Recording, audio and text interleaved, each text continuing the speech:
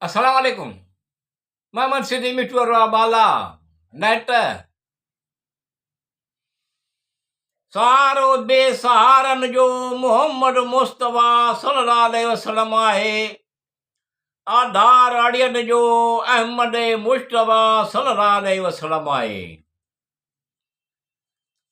सारो बेसहारन जो मोहम्मद मुस्तफ़ा सल्लल्लाहु अलैहि वसल्लम आहे। आधार अड़ियन जो अहमद मुस्तफ़ा सल्लल्लाहु अलैहि वसल्लम आहे। जेके मुफ़लिस आहिनि उन्हनि खे दौलत अता करल करीम।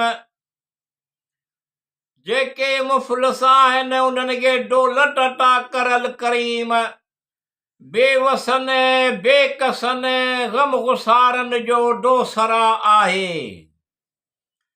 सारो बेसहारन जो मोहम्मद मुस्तफ़ा सल्लल्लाहु अलैहि वसल्लम आहे।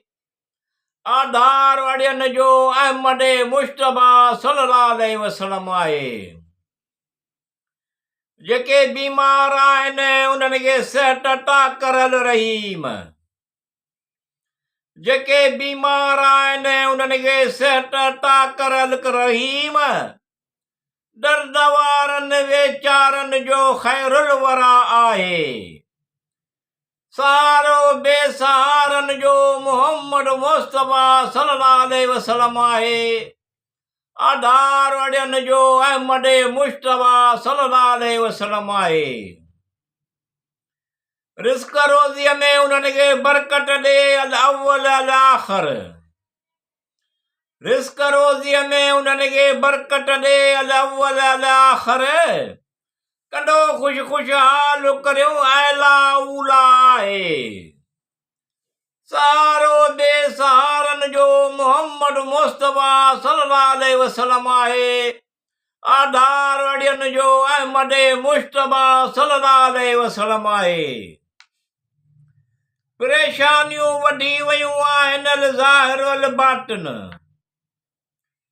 परेशानियूं वधी वयूं आहिनि अल ज़ाहिर अल बातिन। कॾो परेशानियूं दूर करियो नूरुल वरा आहे। सारो बेसहारन जो मोहम्मद मुस्तफ़ा सल्लल्लाहु अलैहि वसल्लम आहे। आधार अड़ियन जो अहमद मुस्तफ़ा सल्लल्लाहु अलैहि वसल्लम आहे।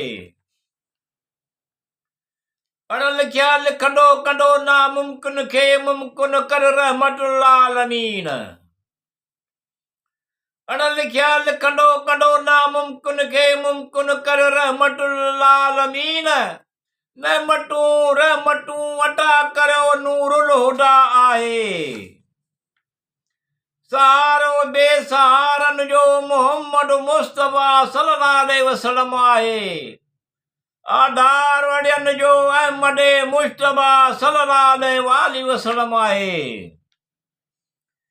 मिठूअ जा सभु मुश्किल आसान करियो मुंहिंजा मौला। मिठूअ जा सभु मुश्किल आसान करियो मुंहिंजा मौला। नेक मक़सद मतलब हासिल थियनि पूरा करियो नूरुल